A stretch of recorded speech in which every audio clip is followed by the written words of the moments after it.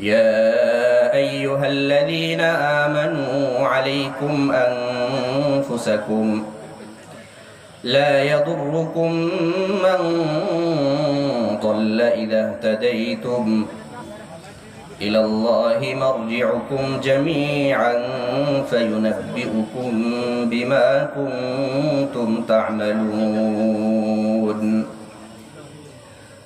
وقال النبي صلى الله تعالى عليه وسلم: من قال هلك الناس فهو أهلكهم، أو كما قال النبي صلى الله عليه وسلم. صدق الله مولانا العظيم وصدق رسوله النبي الكريم،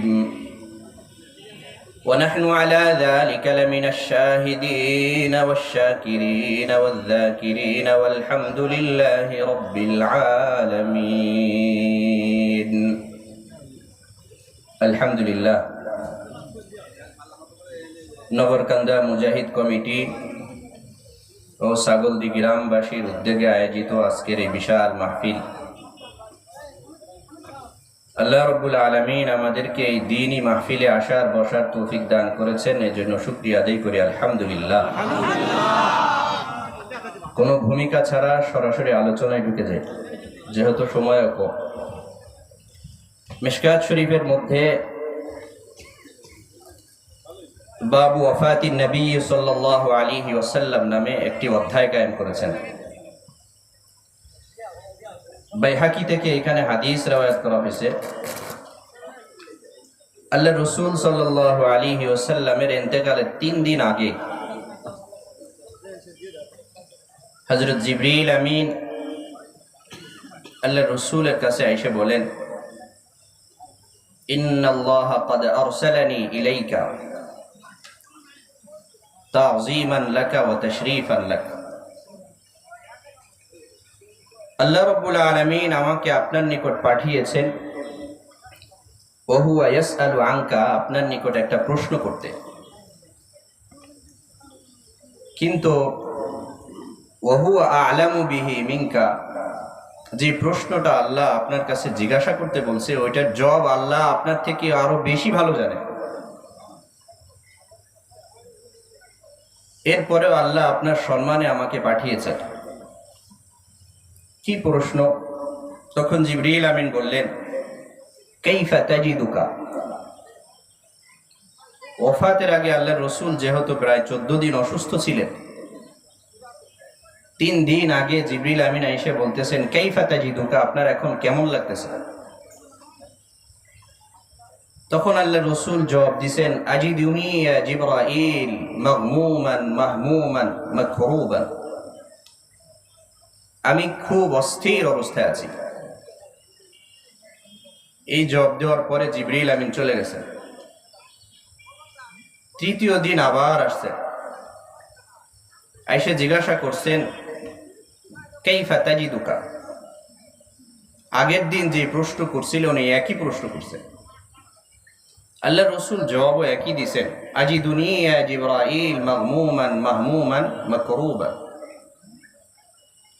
জিবরিল আমিন চলে গেছেন, 3য় দিনে আবার আসছেন, আয়েশা আবারও একই প্রশ্ন। আল্লাহর রাসূল জবাব সে আগের মতো একই জবাব দিতেছেন। আল্লাহর রাসূল খেয়াল করলেন হযরত জিবরিলের পিছনে কাকে যেন দেখা যায়। তখন আল্লাহর রাসূল জিজ্ঞাসা করলেন মান হাদা, আপনার পিছনে কাকে দেখা যায়? তখন আল্লাহর রাসূল জবাব দিলেন হাদা ইসমাঈল, উনি হচ্ছে ইসমাঈল। কথা খুব ভালো করে শুনবেন। তিনি আজকে প্রথমে পৃথিবীতে আসছেন, আজকের পরে আর কখনো পৃথিবীতে আসবে না। ওয়া মাআহু আলফু মিআতি মালাইকা, এই ইসমাঈলের সাথে 1,00,000 ফেরেশতা আল্লাহ তাআলা দিয়ে ওনাকে আমির হিসেবে পাঠাইছেন আপনার কাছে।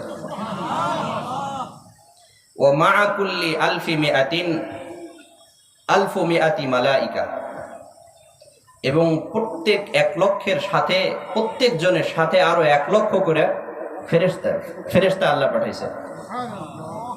তো এত এত ফেরেশতাকে দিয়ে ইসমাইলকে আমির বানায় আপনার কাছে পাঠিয়েছেন, আপনার সম্মানের জন্য একটা প্রশ্ন করছেন। প্রশ্নটা হলো যে আল্লাহ রাব্বুল আলামিন জানতে চান যে আপনি যদি পৃথিবীতে থাকতে চান তাহলে আপনার যতদিন ইচ্ছা ততদিন থাকতে পারবেন। এই একই প্রশ্ন হযরত মূসা আলাইহিস সালামকে করছিলেন, কিন্তু পার্থক্য শুধু মূসা আলাইহিস সালামকে বলছিলেন যে তুমি এই গরুর উপরে হাত রাখো, তোমার হাতের নিচে যত পশম উঠবে এই পশমের সমপরিমাণ হায়াত আল্লাহ তোমাকে দেবেন। এখানে হদ বর্ণনা করছে, কিন্তু আল্লাহ রসুলের ওফাতের ব্যাপারে কোনো হদ বর্ণনা করে নাই। আপনি যতদিন থাকতে চাইবেন ততদিনই আল্লাহ আপনাকে পৃথিবীতে রাখবেন। আর যদি আপনি আল্লাহর সাথে সাক্ষাৎ করতে চান, যাইতে চান, তাহলে আমি আপনাকে নিতে আসছি। এটা বলার পরে আল্লাহ রসুল জিবরিল আমিনের দিকে জিজ্ঞাসু দৃষ্টিতে তাকাইলেন, আমি এখন কি করব? তখন জিবরিল আমিন বললেন, ইন্নাল্লাহা কাদ ইশতাকা লিকাআক, যে আল্লাহ রাব্বুল আলামিন আপনার সাক্ষাতের জন্য অধীর আগ্রহে অপেক্ষা করতেছেন। তখন আল্লাহ রসুল বললেন, ইনজি লিমা উমিরতা, তোমাকে যে নির্দেশ দেওয়া হয়েছে ওই নির্দেশ কার্যকর করো। আল্লাহ রসুল হাত আসমানের দিকে উঠাইলেন, আল্লাহুম্মা বির রাফিকিল আলা, এটা বললেন, ফামালাত ইয়াদু। এরপরে আল্লাহ রসুলের হাত পড়ে গেছে, আল্লাহ রসুল ওফাত হয়ে গেছে। এরপরে একটু বলা হয় আল্লাহ রসুলের ঘরের মধ্যে অনেক সাহাবায়ে কেরাম ছিলেন। তাজিয়া দেওয়ার জন্য, সান্ত্বনা দেওয়ার জন্য একজন কথা বলতেছে, নসিহত করতেছে, কিন্তু ওনার চেহারা দেখা যায় না, আওয়াজ শোনা যাইতেছে। কথা বলা শেষ, হযরত আলী রাদিয়াল্লাহু তাআলা আনহু বললেন, আতাদরি মান হাদা, তোমরা কি কেউ জানো কি কথা বললো? তখন হযরত আলী বললেন, হাদা আখুকুম খাজির, ইনি হচ্ছেন তোমাদের ভাই খিজির, উনি আসছিলেন তোমাদের সান্ত্বনা দেওয়ার জন্য। তো এখান থেকে বোঝা যায় আল্লাহ রসুলের মৃত্যুর আগ মুহূর্তে ওনাকে যে প্রশ্নটা করতেছে, একই জবাব দিতেছেন যে আমার পেরেশানি লাগতেছে, অস্থির লাগতেছে। কিসের অস্থিরতা? হযরত আয়েশা রাদিয়াল্লাহু তাআলা আনহা বলেন, আল্লাহ রসুলের তো গুণের কোনো অভাব ছিল না, সব থেকে বেশি তিনটি মারাত্মক গুণ ছিল। সেটা হলো, এক নম্বর দাইমাল ফিকির, উনি সবসময় ফিকির করতেন। কিসের জন্য? মুহাদ্দিসিনে কেরাম বলেন, আই ফিকরুল আখিরা, উনি সবসময় আখিরাতের ফিকির করতেন। ওয়া দাইমাল হুজুন, অস্থির থাকতেন সবসময়। কিসের অস্থিরতা? যে এত কষ্ট করে উম্মত তৈরি করলাম, এরা তো জাহান্নামের দিকে চলে যেতেছে। যাদের জন্য কষ্ট করছি, দাঁত ভাঙছি, নিজের মাতৃভূমি ত্যাগ করছি, এরা তো জাহান্নামের দিকে চলে যেতেছে। এত কষ্ট করে বাড়ি বানাইলাম, এরপরে যদি আগুন লেগে শেষ হয়ে যায়, কত কষ্ট লাগে না বানাইতাম। এত অস্থির আল্লাহর রসুল উম্মতের জন্য। এরপরে আল্লাহর রসুল উহুদের প্রান্তে গেলেন, ওইখানে যে দোয়া করলেন, ফিরে এসে মসজিদে যারা উপস্থিত ছিলেন তাদের সামনেও কথা বললেন। রাবি বলেন, কেমন যেন আল্লাহর রসুল জীবিত এবং মৃত্যুদের থেকে বিদায় নিচ্ছেন। ইন্তেকালের আগে আল্লাহর রসুল সবার থেকে বিদায় নিয়ে গেছেন। তো ওনার দিলে যে অস্থিরতা উম্মতের জন্য ছিল, এই দরদ আমাদের জন্য ছিল। এত কাজ আল্লাহর রসুল আমাদের জন্য করছে, এত দরদ, সবসময় অস্থির থাকতেন। এখন শোনা যায় সে রসুলের ব্যাপারে কটূক্তি করে। রসুলের ব্যাপারে কটূক্তি করে কিছু লোক। যারা রসুলকে কটূক্তি করে মুসলমান হইয়া, এদেরকে শরীয়তের পরিভাষায় বলা হয় সে মুরতাদ হয়ে যায়। মুরতাদের অর্থ হচ্ছে ফিরে যাওয়া। মুসলমান ছিল, অমুসলিম ছিল, মুসলমান হয়েছে, এরপরে আল্লাহকে অস্বীকার করে, রসুলকে অস্বীকার করে, দিনের কোনো বিধানকে অস্বীকার করে আবার সে জাহান্নামী হয়ে যায়, তাকে মুরতাদ বলে। আর যারা একেবারে ঈমানই আনে নাই, তাদেরকে বলে কাফের। আর মুরতাদ এবং কাফেরের হুকুম, যারা শুধু কাফের, ঈমানই আনে নাই কখনো, ওনাদের সাথে আমাদের আচরণ হবে মহাব্বতের, এবং ভালো আচরণের মাধ্যমে ওনাদেরকে ইসলামের দিকে আকর্ষিত করতে হবে। কিন্তু এরপরেও যদি ভালো মতো শুনেন, এটি ইমানের সাথে সম্পর্ক। এরপরেও যদি কোনো মুসলমানের বিরুদ্ধে কাফেররা ষড়যন্ত্র করে মুসলমানকে নিঃশেষ করে দেওয়ার জন্য, এটাকে বলে সন্ত্রাস। এই ষড়যন্ত্র আবার দুই ধরনের। একটা হচ্ছে তত্ত্ব সন্ত্রাস, ইসলামের তথ্যকে বিকৃত করে মানুষের সামনে উপস্থিত করে, মানুষকে ধোঁকা দেয়। আরেকটা হচ্ছে সরাসরি মুসলমানদের নিঃশেষ করে দেওয়ার জন্য সশস্ত্রভাবে তারা পদক্ষেপ গ্রহণ করে। যখন সশস্ত্রভাবে এই দুই সন্ত্রাসকে শরীয়তের পরিভাষায় তখন বলা হবে তাদের সন্ত্রাসী কর্মকাণ্ড দমন করার জন্য ইসলামের শরীয়তে জেহাদের হুকুম দিবে। আর যদি এই ধরনের কর্মকাণ্ড না করে তাহলে তাদের সাথে আমাদের বসবাস, তাদের জান মাল এবং ইজ্জতের নিরাপত্তা দেওয়া মুসলিম শাসকের কর্তব্য। কিন্তু যদি সে মুসলমান হয়ে আল্লাহর রসুলকে গালি দেয়, আল্লাহকে বিশ্বাস না করে, হাদিস কোরআন হাদিসের কোনো বিধানকে লঙ্ঘন করে অবিশ্বাস করে কটাক্ষ করে আবার মুরতাদ হয়ে যায়, তার হুকুম হলো হযরত আব্দুল্লাহ ইবনে খাতাল, সে মুসলমান হওয়ার পর পরে আবার মুরতাদ হয়ে গেছিল।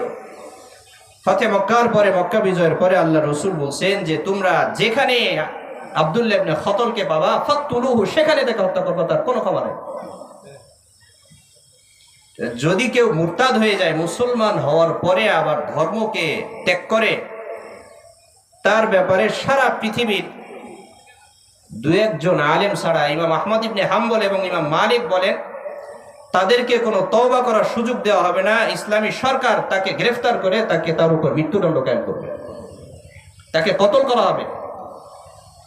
আর ইমাম আবু হানিফা, ইমাম শাফি সহ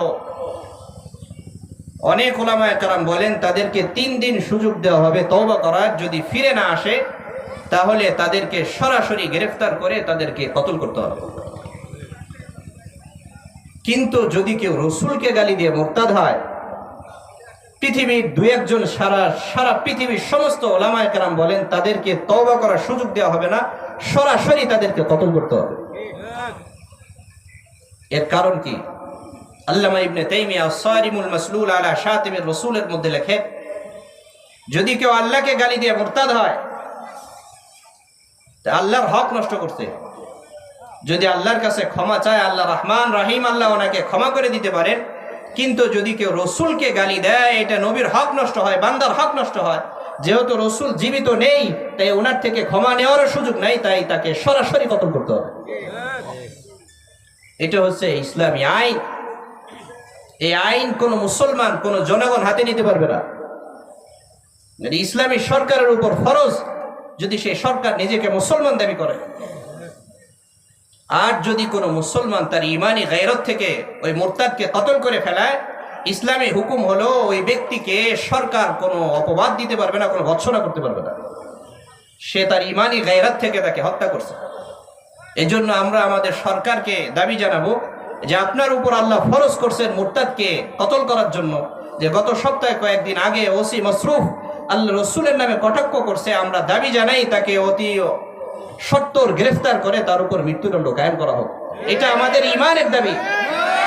এটা সমস্ত মুসলমানদের হৃদয়ের মধ্যে রক্তক্ষরণ হচ্ছে। আল্লাহ রসুলকে গালি দেয়, উনি আমাদের প্রাণ। মাঝে মাঝে শোনা যায় ইসলামী আইন নাই আমাদের দেশে। ওই দিন একজন বলতেছে, হুজুর এত অপরাধ হইতেছে, আমরা তো শাস্তি দিতেছি, এরপরে অপরাধ কেন কমে না? কারণ মানব রচিত যে আইন, যে অপরাধী সে মনে করে আইনকে ফাঁকি দেওয়া যায়। কেন? অনেকে অপরাধ করার পরেও সে বেঁচে যাইতেছে, তাই আমিও হয়তো অপরাধ করে আমিও পার পেয়ে যাব, এই বিশ্বাসে সে অপরাধ করে। কিন্তু যদি দেশের মধ্যে ইসলামী আইন কায়েম থাকতো, সেই বিশ্বাস করত যে আল্লাহকে তো ফাঁকি দেওয়ার কায়দা নেই, আল্লাহকে ফাঁকি দেওয়া যাবে না, একজন আমাকে দেখতেছে, ওনাকে ফাঁকি দেওয়া যাবে না। এই জবাবদিহি, তার ভয়, এই চিন্তা যখন তার মধ্যে আসতো, সে এমনিই অপরাধ থেকে দমন হয়ে যেত, সে আর অপরাধ করতো না। কেন? যখন মানুষ আল্লাহর সামনে জবাবদিহি, তার ভয় মানুষকে অপরাধ থেকে দূরে সরাইয়া দেয়। সে যখন নির্জনে থাকবে তখনও সে গুনাহ করবে না, অপরাধ করবে না। এই জন্য তাফসীর ইবনে কাসির এক জায়গায় আহমদ ইবনে হাম্বলের কথা বলেন, উনি যখন একা থাকতেন গুনগুন করে একটা কবিতা পড়তেন। ইযা মা খালাউতা আদ-দাহর ইয়াওমান ফালা তাকুল খালাউতু ওয়ালাকিন কুল আলাইয়া রাকীবু ফালা তাহসাবান্নাল্লাহা ইয়াগফুলু সাআতান ওয়ালা আম্মা তুখফি আলাইহি ইয়াগীবু। হে আমার মন, তুমি একা আছো এই জন্য চিন্তা করো না তুমি একা আছো। একা আছো এই চিন্তা করে তুমি গুনার মধ্যে মুবতালা লিপ্ত হয়ে যাও না। তুমি এই চিন্তা করো সবসময় একজন পর্যবেক্ষক তোমাকে পর্যবেক্ষণ করতেছে, ওনাকে ফাঁকি দেওয়া যায় না। এই চিন্তা যদি আমার মধ্যে আনতে পারি, তৈরি করতে পারি, তাহলে আমার থেকে এমনিই অপরাধ কমে যাবে। আল্লাহর সামনে জবাবদিহিতার ভয় যদি আমি এটা আনতে পারি। একজনে বলে যে হুজুর দাড়ি রাখলে, টুপি পরলে বিদেশে যাওয়া সমস্যা, তাইলে আমার বিদেশে যাওয়ার দরকার নেই। আমি একজন আলেম হিসেবে বৃহত্তর স্বার্থ এটা আমার, যে আমার একটা দাড়ি কাটা ইচ্ছাকৃত সারা বাংলাদেশ যদি গায়েব হয়ে যায়, আমি নবীর সিনার মধ্যে চাকুর আঘাত করো, এটা আমি চাই না। এটা আমার বৃহত্তর স্বার্থ। কিন্তু যারা আলেম না এমন পরিবেশে থাকে, ওদের জন্য দাড়ি রাখা প্রবলেম, তাদের প্রমোশন কেটে দেয়, তারা বিদেশে যাইতে পারে না, এমন প্রবলেম সৃষ্টি করে। কিন্তু তারা যদি আজকে বুঝতো কোরআন কি জিনিস, হাদিস কি জিনিস, রসুল কি জিনিস, কোরআনে যে যা বলা হয়েছে এটা যে শুধু দুনিয়ার জন্য শান্তি না, এটা যে আখিরাতের জন্য শান্তি, যদি সে বুঝতো তাহলে আল্লাহর জন্য, আল্লাহর রসুলের জন্য এই যুবকরা চিৎকার করতে থাকতো।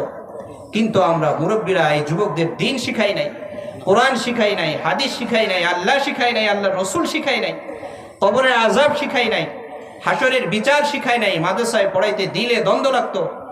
এই জন্য এই সন্তান বড় হয়, তার দিলের ডাক একটা, বাবাই বলে লা ইলাহা ইল্লাল্লাহ মুহাম্মাদুর রাসূলুল্লাহ, আর এই সন্তান বলে লা ইলাহা ইল্লাল্লাহ বেশির বেশি নিউটন রাসূলুল্লাহ, ফ্রাড রাসূলুল্লাহ। নবী মানি, সব মানি, নবীর আদর্শ মানি না, এটা সংঘাত। যদি সংঘাত হয় তাহলে শান্তি আসে না। এই সংঘাত কে তৈরি করছে? আমি বাপ সন্তানকে দিনই শিক্ষা দেনি, এই জন্য তৈরি হয়েছে। সে বুঝবে যখন 25 বছর 30 বছর যে রাস্তায় অনেকটা পথ হাইটে গেছে, একটা ফিরে তার জন্য অনেক কঠিন। অনেক ছেলে পেলে বর্তমান কাঁদতেছে, হুজুর আমার জীবন তো শেষ, 25 বছর 30 বছর অপরাধ প্রবণ হয়ে গেছে, এখন আমি পিছে কেমনে ফিরি? ওই যে তাবলিগে জামাত কাজ করার কারণে, ওলামায়ে কেরাম মেহনত করার বদৌলতে, মুজাহিদ কমিটি মেহনত করার বদৌলতে এখন তো আমি দিন শিখছি, এক চক্কর মাইরে এসে কাঁদতে থাকে, হুজুর আমার জীবন তো শেষ, আমার জীবন শেষ, এখন আমি দিন শিখতে চাই, কিভাবে শিখবো?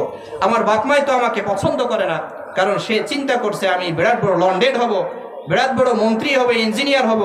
কিন্তু আমি তো এটা চিন্তা করি নাই, যত বড় মন্ত্রী হয়ে যাই না কেন, যত বড় লন্ডেড হয়ে যাই না কেন, আমার কবরতে জিজ্ঞাসা করবে না তুমি মন্ত্রী ছিলে কিনা, তুমি আলেম ছিলে কিনা, মুফতি ছিলে কিনা। কবরে যে জিগাবে যে কথা, তোমার রব কে ছিল, তোমার নবী কে ছিল, কোরআন মানতে কিনা, হাদিস মানতে কিনা, এটা তো আমিও শিখি নাই, আমার আব্বাইও শিখাই নাই। আমার আব্বাইও জাহান্নামের দিকে, আমিও জাহান্নামের দিকে। দিনের এই যুগে বর্তমান সাইলামের মতো মুসলমানের সন্তানরা দিনের দিকে ফিরে আসতেছে, বলি আলহামদুলিল্লাহ। যে কথা বলতে চাই চলে যায় অন্যের দিকে, দিলে ব্যথা। আমরা শুধু যুবকদেরকে দায়ী করি, মানে এরা তো যুবক, আপনিও তো যুবক ছিলেন, আপনার সন্তান নষ্ট হইল এই জন্য কে দায়ী? আপনার সন্তান তো ইংরেজিতে লেকচার দিতে পারে, সূরা ফাতিহা পড়তে জানে না কেন? এই জন্য কে দায়ী? যদি আমার সন্তানকে আমি সূরা ফাতিহা কোরআন শিক্ষা দিয়ে যাইতাম, আর আমি কবরে জাহান্নামে থাকতাম, আমাকে জাহান্নাম থেকে উদ্ধার করে জান্নাতের ব্যবস্থা করে দিত। আমি ইমাম সাহেবকে 1000 টাকা দিয়ে তার জানাজা পড়াই, আমার ইমাম সাহেবের কান্না আসে না। কিন্তু আমার ছেলে যদি আমার জানাজা পড়াইতে পারতো, লাশকে সামনে নিয়ে এসে আল্লাহু আকবার বলতো আল্লাহু আকবার মুখ দিয়ে, কিন্তু চোখ দিয়ে অশ্রু ঝরতো, অশ্রু সিক্ত হইতো। যদি এই অশ্রু সিক্ত হইতো, আপনাকে কবরে দাফন করার আগেই আপনার জান্নাতের ব্যবস্থা হয়ে যেত। আজকে এই ব্যবস্থা আছে বলে মাদ্রাসায় পড়লে ইমামতি করে জানাজা পড়া, এটা সামাজিক কাজ হইল। তো সামাজিক কাজ কাকে বলে? যে সামাজিক কাজ সমাজের মধ্যে শান্তি আনে, ওইটাকে আপনি সামাজিক কাজ বলেন না। সুদ খায়, ঘুষ খায়, বেপরদেগি করে, পর্দা লুণ্ঠন করে, এগুয়া করে, যত চুরামি গডফাদারি এগুলো করে, এইগুলোকে সামাজিক কাজ বলে। তো দুনিয়ায় মানুষে আমার মুখে চুন দেবে, আখেরাতে কি হবে বুঝি না। এটা কিসের সামাজিকতা? সামাজিক কাজ তো হয় সমাজের শান্তির জন্য, সমাজের শান্তির জন্য। এখন সমাজের মধ্যে কত ধরনের অপরাধ। একজন আমাকে বলতেছে, হুজুর যে সামাজিক যে অবক্ষয় দেখা দিচ্ছে, এই ব্যাপারে কিছু কথা বলে। এই ব্যাপারে আমি আপনাদের সামনে একটা আয়াত তেলাওয়াত করছি। এই আয়াতের মধ্যে আল্লাহ রাব্বুল আলামিন আমাদের একটা বেধির কথা তুলে ধরছে। যে আমরা সব সময় বলতে থাকি, সারা পৃথিবীতে দেখা যায় মুসলমানদের উপর আঘাত আসতেছে, সারা পৃথিবীতে মুসলমানরা আজকে লাঞ্ছিত। এর কারণ কি? এর কারণ হিসেবে যদি দেখি, আল্লাহ রাব্বুল আলামিনের কোরআনের আয়াত, ওমা আসাবাকুম মিন মুসিবাতিন ফাবিমা কাসাবাত আইদিকুম, পৃথিবীর মধ্যে যত আযাব আসে সব আমাদের হাতের কামাই, এটা আমাদের গুনার কারণে আল্লাহ আযাব দেন আমাদের। কিন্তু এই অপরাধকে ঠিক করার জন্য সামাজিকভাবে কত ধরনের ব্যবস্থা হচ্ছে, কত মিটিং হচ্ছে, মিছিল হচ্ছে, সামাজিকভাবে পদক্ষেপ নেওয়া হচ্ছে, এরপরও ঠিক হচ্ছে না।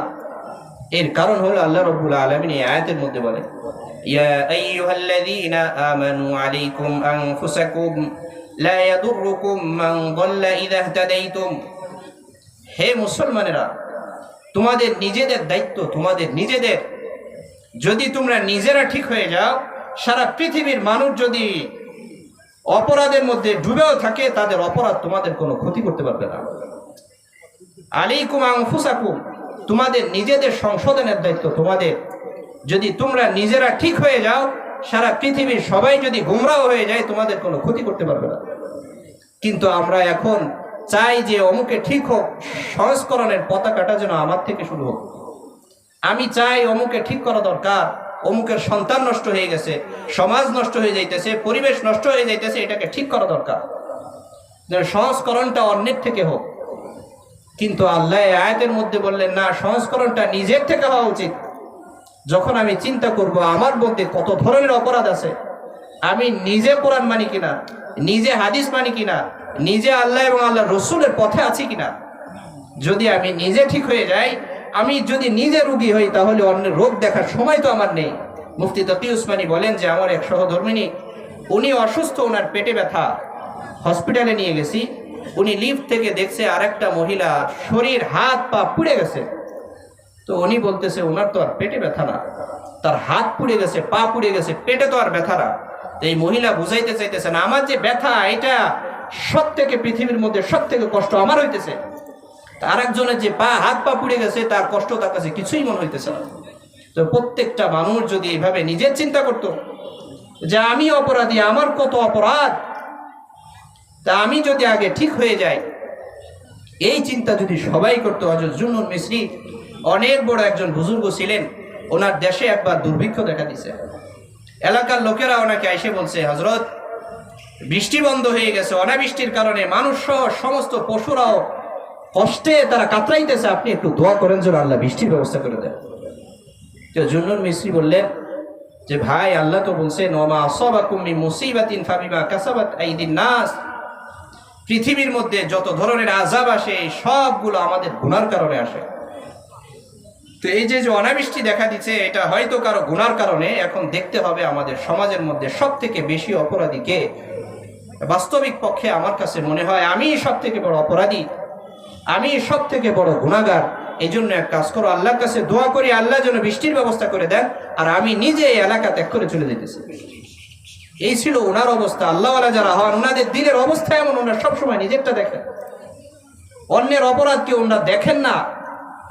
অন্যের অপরাধ দেখেন, ওনারা যখন বলেন তখন এই চিন্তা করেন, ইসলাম তো আমার আগে হওয়া দরকার। আমার নিজের মধ্যে কত অপরাধ, আমি নিজে কোরআন মানি না, হাদিস মানি না, আমার ফ্যামিলি অস্থির হয়ে আছে, পুরো সমাজ নষ্ট হয়ে গেছে, আমি তো নিজে ঠিক হইতে পারি না।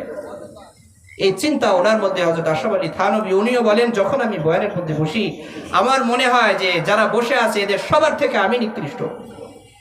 এই ছিল আকাবিরদের অবস্থা। আমাদের সাহাবায়ে কেরামদের অবস্থা কি? হযরত হানজালা এসে আল্লাহ রাসূলের কাছে বলছেন, ইয়া রাসূলুল্লাহ, কাদ নাফারকা হানজালা, হানজালা তো মুনাফিক হয়ে গেছে। আল্লাহ রাসূল বললেন, তোমার এমন কেন মনে হইতেছে? বলে, ইয়া রাসূলুল্লাহ, আপনার মজলিসে যখন আমি আসি, আমার দিনের প্রতি অনেক জজবা তৈরি হয়, আমলের প্রতি অনেক জজবা তৈরি হয়। আবার যখন বাড়িতে চলে যাই, তখন আবার আমার দিনের আমলগুলো করতে আমার তেমন ভালো লাগে না। তা আমার মনে হইতেছে এখানে এক অবস্থা, বাড়িতে গেলে আরেক অবস্থা, আমি মুনাফিক হয়ে গেছি। তখন আল্লাহ রসুল বললেন, দেখো, মানুষের দিল এমনই, যখন কোনো ওলামায়ে কেরাম এবং বুজুর্গদের মজলিসে বসে, তাদের দিল নূরে ভরে যায়, ফলে তাদের আমলের প্রতি অনেক জজবা তৈরি হয়। এরপর আবার যখন এখান থেকে বের হয়ে যায়, আবার তার মধ্যে ওয়াসওয়াসা তৈরি হয়। এজন্য এই ধরনের মজলিসে বেশি বেশি আসা। শাহ আব্দুল আজিজ দাব্বাগ নামে ইরানের একজন বড় দার্শনিক ছিলেন। উনি এলাকার মধ্যে ঢুকছে। যখন একজন আলেম এলাকার মধ্যে ঢোকে তখন ওই এলাকার আলেমদের দায়িত্ব হলো খোঁজ নেওয়া, এত মানুষ জমা হইতেছে ওনার নামে, এই লোকটা বেদাতি কিনা এটা আমার দেখার দায়িত্ব। তো ইরানের সর্বশ্রেষ্ঠ একজন দার্শনিক ছিলেন শাহ আহমদ ইরানি।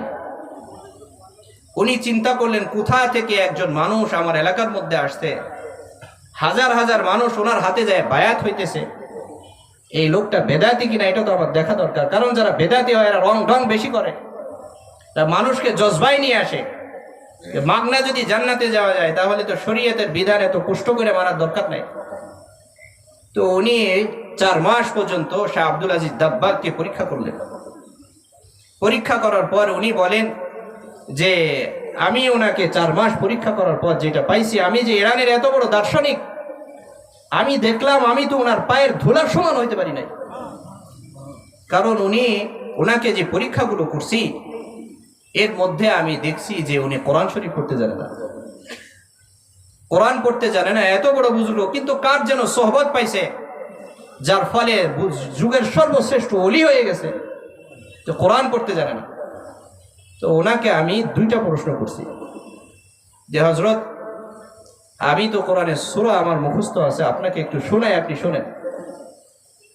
তো উনি পড়ছে, মনে করেন সংক্ষিপ্তভাবে বলি, মনে করেন সূরা কাউসার পড়ছে, ইন্না আ'তাইনাকাল কাউসার ফাসাল্লি লিরাব্বিকা ওয়ানহার ইন্না শানিআকা হুয়াল আবতার ইন্নামাল আ'মালু বিন্নিয়াহ ওয়া ইন্নামা লিইমরিইম মা নাওয়া ফামান কানাত হিজরাতুহু ইলা দুনিয়া ইউসিবুহা আও ইলা ইমরাআতিন ইয়াতাযাওয়াজুহা ফাহিজরাতুহু ইলা মা হাজারা ইলাইহি ওয়া মান কানাত নিয়্যাতুহু সহিহাতান ইয়াদখুলুল জান্নাতা লাযিমান। এই পর্যন্ত পড়ছে। এই পর্যন্ত কি সূরা ইখলাস নাকি? সূরা কাউসার কি এই পর্যন্ত? তুমি এই পর্যন্ত পড়ছে। পরে এই বুজুর্গ বলছেন যে আবার পড়ো। তো উনি পড়ছেন, পড়ার পর মনে করেন বলছে ইন্না শানিআকা হুয়াল আবতার, এটা পড়ার পর উনি বলেন ঠেরো, এই পর্যন্ত কোরআন, এরপরে পড়ো। এরপরে হাদিস পড়ছে, ফাহিজরাতুহু ইলা মা হাজারা ইলাইহি, শেষ পর্যন্ত পড়ছে, বলে ঠেরো, এই পর্যন্ত হাদিস। এরপরে মান কানাত নিয়্যাতুহু সহিহাতান ইয়াদখুলুল জান্নাতা লাযিমান, এইটা কোরআনও না হাদিসও না, এটা তোমার বানানো কথা। পরে উনি আরেকটা প্রশ্ন করছে, হুজুর আল্লাহর রাসূল কিভাবে হাঁটতেন এটা একটু আমাকে হাঁটে দেখান। তো উনি তো আর আলেম না, তো উনি বলছেন যে আমি এটা হাঁটে দেখাইতে পারবো না, আগামীকালকে এসো, আগামীকাল দেখাবো। পরের দিন উনি আসছে, আয়েশা জিজ্ঞাসা করছে হুজুর হাইটে দেখাইতে চাইছিলেন, দেখা। পরে উনি হাইটে দেখাইছে, তো হাদিসের সাথে মিল হয়ে গেছে। তো উনি বললেন এটা তো গতকালকেই দেখাইতে পারতেন, আজকে কেন দেখাইলেন?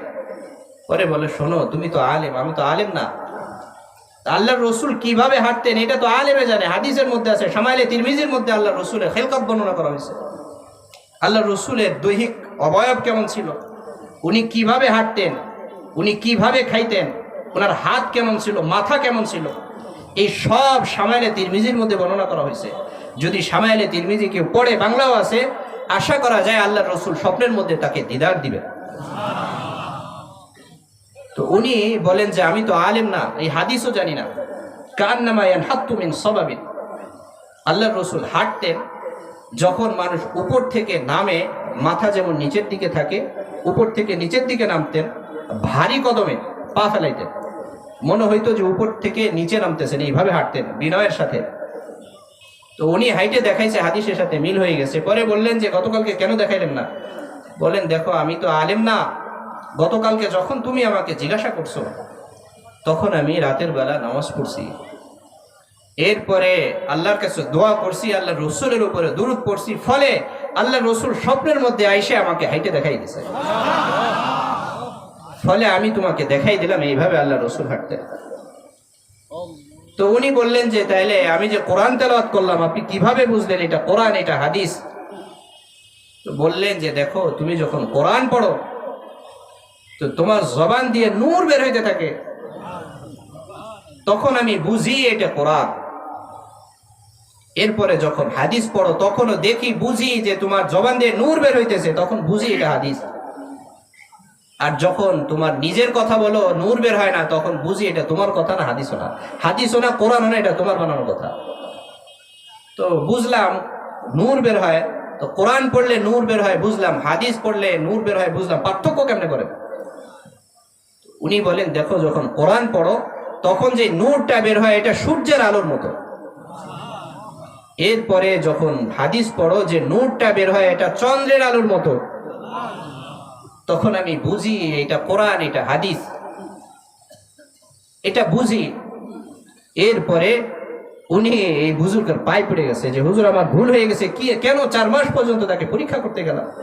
যদি বোঝেন ইনি আল্লাহওয়ালা তাহলে তাকে পরীক্ষা করতে নাই, তার পিছনে ছোটা। যদি আমি ছুটতে পারি দিল মারেফাতের নূরে আগুনে পড়বে, মারেফাতের আলোতে আমার দিল নূরান্বিত হয়ে যাবে। আর যদি পরীক্ষা করতে যাই, ওনাকে আইসা যে পরীক্ষা করছে উনি বুঝছেন যে সে কোরআন পড়তেছে, হাদিস পড়তেছে, আমি তো জানি না, নূর বের হইতেছে এটা আমি বুঝতেছি। জুনায়েদ বাগদাদিকে এক ইহুদি এসে জিজ্ঞাসা করছে, হযরত যে আল্লাহর রাসূল তো বললেন ইত্তাকু মিন ফিরাসাতিল মুমিন ফাইন্নাহু ইয়ানজুরু বিনূরিল্লাহ, যারা আল্লাহওয়ালা হয়, যাদের মারেফাতের দিল অন্তর্দৃষ্টি খুলে যায়, তারা আল্লাহর সাহায্যে, আল্লাহর নূর দ্বারা এমন কিছু দেখে যেটা আমি দেখি না, আপনি দেখেন না। এই যে আল্লাহর রাসূল আপনাদের নবী বললেন যারা আল্লাহওয়ালা, ওনাদের দিল খোলা, বসিরতওয়ালা, অন্তর্দৃষ্টি দিয়ে ওনারা সব কিছু দেখেন। আমি আপনার কাছে আসছি, কোন নিয়তে আসছে আপনি একটু বলেন। এটা বলার পরে জুনায়েদ বাগদাদি বলেন, তুমি হাদিস বুঝতে আসছো আমার কাছে?